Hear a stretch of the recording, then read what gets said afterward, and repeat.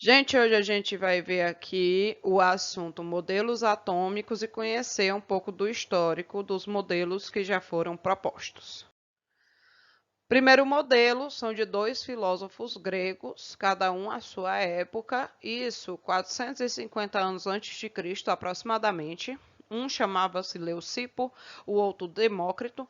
Eles eram filósofos e pensando como seria a menor partícula indivisível da matéria, eles propuseram que ela fosse chamada de átomo. O experimento deles, basicamente, foi pensar, se eu pegasse uma pedra, quebrasse em dois pedaços, quebrasse outro pedaço em mais dois, fosse quebrando, quebrando, quebrando, até ter o menor pedaço de pedra que não pudesse mais ser quebrado, esse pedacinho de pedra indivisível levaria o nome de átomo. Átomo do grego significa indivisível. O A é uma negação, tomo divisível, então não divisível, indivisível era o átomo dos filósofos gregos, ok? Não foi feito nenhum experimento, esse modelo é filosófico. Segundo modelo de John Dalton, ele fez experimentos com uma balança, ele pesava as reações, os reagentes e os produtos, ou seja, antes e depois da reação ocorrer, e aí ele enumerou vários postulados, e de acordo com ele, o átomo era uma esfera maciça, indivisível e indestrutível. O que é maciço, gente? Quando você tem uma esfera que só tem a casca, por dentro é vazio, ela é oca. Se for o contrário, se tiver a casca e por dentro for todo preenchido, ela é maciça. Então, a esfera do Dalton era maciça, eletricamente neutra, não tinha carga elétrica aqui no modelo de Dalton, e ela foi chamada de bola de bilhar por se assemelhar à nossa bola de sinuca, certo? Então, lembrem-se, o átomo de Dalton é uma esfera maciça, indivisível, indestrutível e eletricamente neutra. Não tem carga nesse modelo, não existe. O próximo modelo é o modelo de Thomson. Na época de Thomson, foram desenvolvidos lá pelos físicos alguns aparelhos que identificavam carga elétrica. E aí, ele fez uso desses aparelhos para poder comprovar que sim, o átomo tinha carga elétrica. Ele que constatou a existência dos elétrons, das cargas negativas do átomo, e aí, de acordo com os experimentos dele, ele falou que o átomo era uma massa positiva recheada de partículas negativas e chamou esse modelo de pudim de passas. Se você pensar, a gente pode pensar no nosso sorvete de creme com passas. O creme seria a massa positiva e as passas deslocalizadas em vários locais dentro dessa massa seriam as cargas negativas. Então, lembre-se, o modelo de Thomson foi o primeiro a falar em carga positiva e negativa, e chamava-se pudim de passas. O modelo seguinte era de Rutherford. Rutherford, ele teve como auxílio a evolução da radioatividade. À sua época, muitos cientistas estavam trabalhando com elementos radioativos recém-descobertos, e aí ele pegou um elemento desses, o polônio, colocou dentro de uma cuba de chumbo, para não escapar para todos os lados, né, a radioatividade. E aí esse deixou um pequeno orifício e esse elemento emitia partículas alfa. Ele colocou no caminho dessas partículas, dessa emissão, uma folha de ouro e ao redor da folha de ouro uma folha de uma substância chamada sulfeto de zinco, que quando entra em contato com essas partículas alfa, ela escurece. Então, onde estava tendo contato com a folha, os raios alfa, ele conseguia ver, conseguia identificar. E aí ele constatou que alguns raios desses passavam direto, outros sofriam desvio pequeno, às vezes grande, e às vezes voltavam.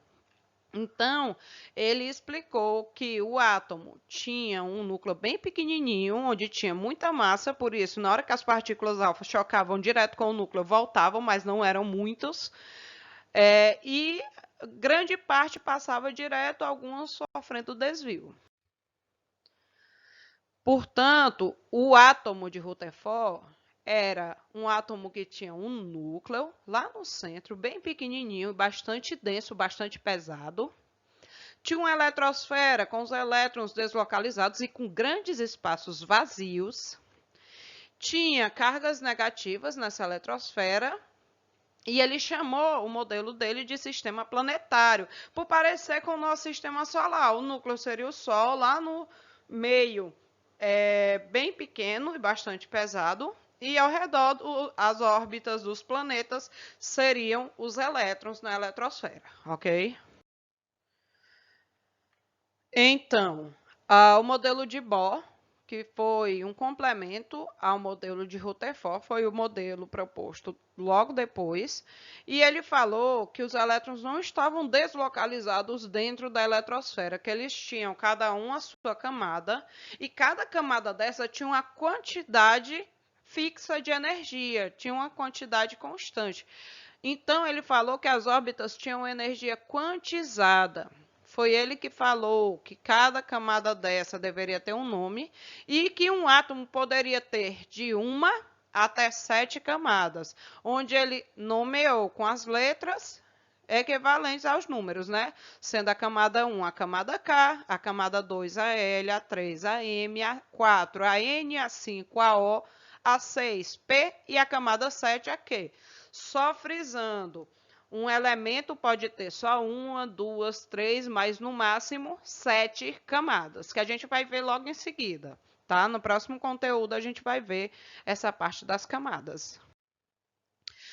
Finalmente, o modelo de Bohr falou também sobre o salto quântico, que explica alguns dos fenômenos luminosos que a gente tem no nosso dia a dia, como, por exemplo, a luz dos fogos de artifício, a coloração do fogo quando entra em contato com diferentes elementos químicos, o chamado teste de chama.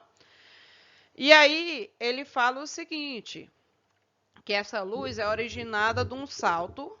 Você tem de início, aí no primeiro quadro, um elemento no chamado estado fundamental, quando o elétron está na sua camada ali quietinho, mas que ele pode ganhar uma quantidade de energia para poder saltar para uma órbita mais externa, no caso, o salto da camada K para a camada L, e ele precisa ganhar energia, porque a camada, quanto mais externa mais energética ela é, ok? Bom, ele foi ganhando energia. Quando ele está numa camada que não é a sua, esse átomo está num estado chamado de estado excitado. É um estado que tem uma energia a mais. Só que esse elétron não fica na camada mais externa, ele volta para a sua camada de origem, liberando a energia que no início ele ganhou. Essa liberação de energia é na forma de luz. Só para lembrar, essa luz não necessariamente é a luz visível. A gente tem uma medida dessa quantidade de energia liberada, chamada comprimento de onda.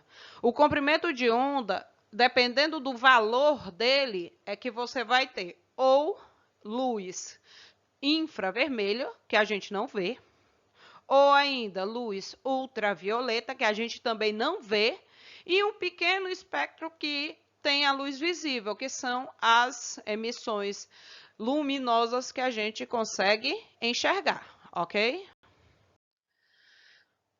Aqui a gente tem um exercício em que pede para você identificar o modelo, cada característica de cada modelo. Quem foi que dividiu o átomo em núcleo e eletrosfera? Gente, lembra? Foi o Rutherford, naquele experimento dele que bombardeou a folha de ouro, né? Ele comprovou que tinha um núcleo bem pequenininho no centro e ao redor a eletrosfera com grandes espaços vazios. Quem descobriu a existência das cargas positivas e negativas no átomo? A gente viu que o Thomson foi o responsável por essa proposta, que foi o primeiro a falar em existência de carga elétrica no átomo. E, finalmente, o átomo como partícula indivisível, o cientista que propôs foi aquele da bola de bilhar, o John Dalton, que falou que o átomo era uma esfera maciça, indivisível, indestrutível e eletricamente neutra. Ok? A gente encerra por aqui. Obrigado por ter ouvido. E até a próxima. Tchau, tchau.